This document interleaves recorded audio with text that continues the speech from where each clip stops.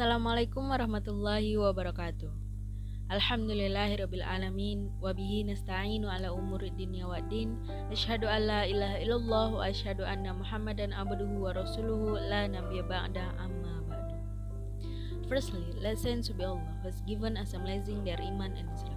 Secondly, salawat and salam to our big prophet Muhammad sallallahu alaihi wasallam by saying Allahumma sholli ala sayyidina Muhammad wa ala ali sayyidina Muhammad. Baiklah, kami dari kelompok 2 ingin mempresentasikan hasil diskusi kami yang berjudul Kepemimpinan dalam Pendidikan.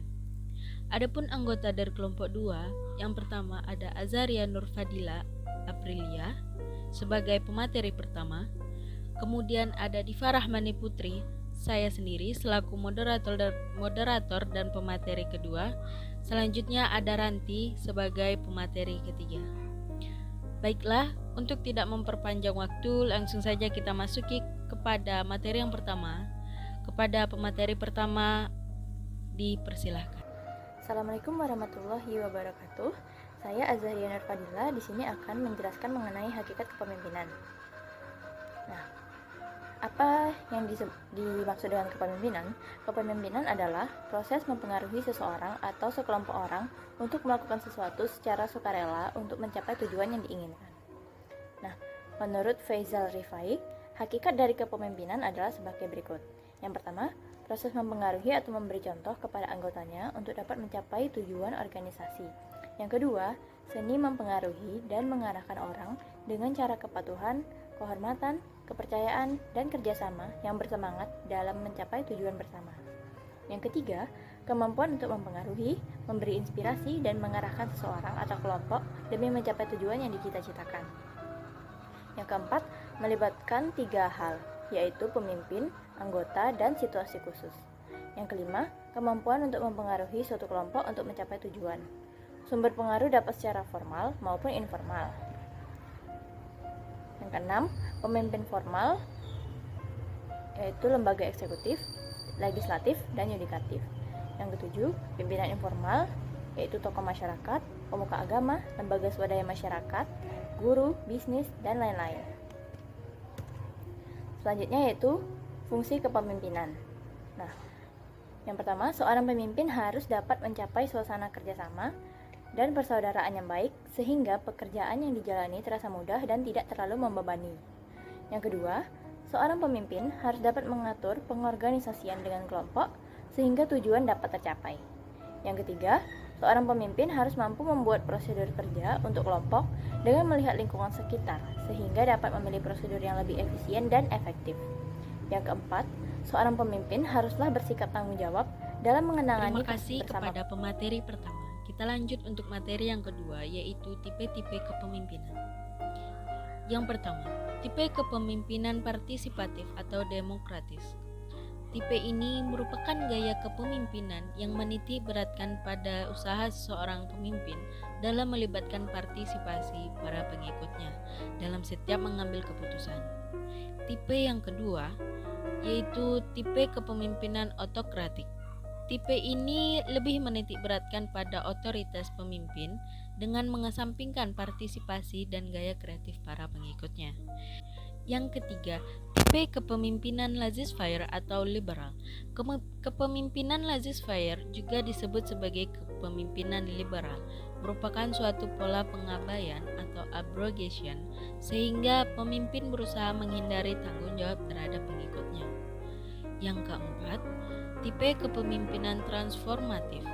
Kepemimpinan transformasional berorientasi kepada proses membangun komitmen menuju sasaran organisasi dan memberikan kepercayaan kepada para pengikut untuk mencapai sasaran-sasaran tertentu. Yang kelima, tipe kepemimpinan karismatik. Kepemimpinan tipe ini mempunyai karakteristik yang khas, yaitu daya tarik pemimpin yang sangat memikat sehingga mampu memperoleh pengikut yang berjumlah besar. Yang keenam, tipe kepemimpinan paternalistik. Kepemimpinan ini merupakan gaya kepemimpinan yang menggabungkan disiplin yang kuat dan otoritas dengan sikap kebapakan dan integritas moral. tipe yang ketujuh, tipe kepemimpinan militaritis. Merupakan tipe kepemimpinan yang biasa memakai cara yang lazim digunakan dalam kemiliteran. Yang kedelapan, tipe kepemimpinan visioner. Tipe ini mengartikulasikan kemana kelompok berjalan, tetapi bukan bagaimana cara mencapai tujuan, membebaskan orang yang berinovasi, bereksperimen, dan menghadapi resiko yang sudah diperhitungkan. Selanjutnya, baik, kita lanjut kepada pemateri ketiga. Kepada Ranti dipersilakan.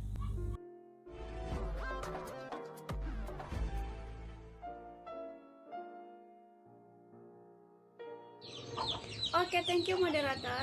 Nah, syarat pemimpin pendidikan itu adalah yang pertama itu, seorang pemimpin harus memiliki sifat rendah hati dan sederhana.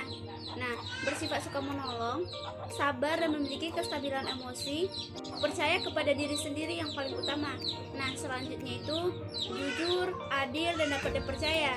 Sedangkan yang terakhir syarat kepemimpinan pendidikan itu adalah seseorang pemimpin itu harus memiliki keahlian dalam jabatannya.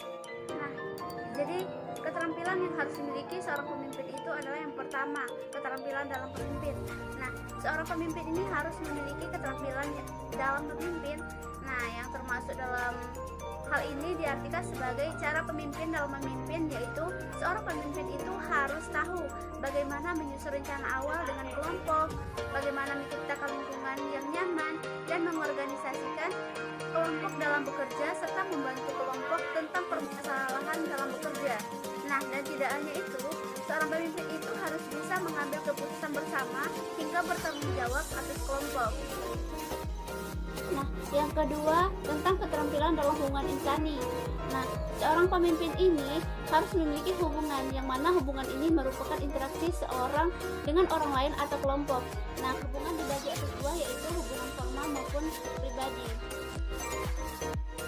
Nah, yang ketiga itu adalah keterampilan yang harus dimiliki seorang pemimpin itu keterampilan dalam proses kelompok.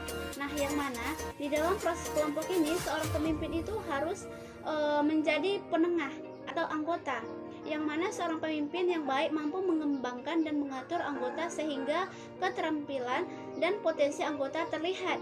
Nah, sedangkan yang keempat itu adalah keterampilan dalam administrasi personil. Nah, maksudnya dalam menjalankan kepemimpinan, kegiatan administrasi personil harus berjalan dengan baik, sehingga dalam administrasi ini dapat menemukan anggota yang sesuai dengan sesuai dengan pedoman yang ada. Nah, yang kelima adalah proses kepemimpinan dalam menilai. Nah, proses kepemimpinan lain yang terpenting ialah evaluasi atau penilaian, yang mana proses ini dapat mengukur sejauh mana proses dapat dan sampai mana dilaksanakan. Mungkin hanya sekian moderator. Wabillahi taufiq wal hidayah. Wassalamualaikum warahmatullahi wabarakatuh. Itu tadi materi yang dapat kami sampaikan. Kepada teman-teman, jika ada yang ingin bertanya, dipersilakan. Okay, I think that's all. Thanks for your attention and participation. See you next, and Assalamualaikum warahmatullahi wabarakatuh.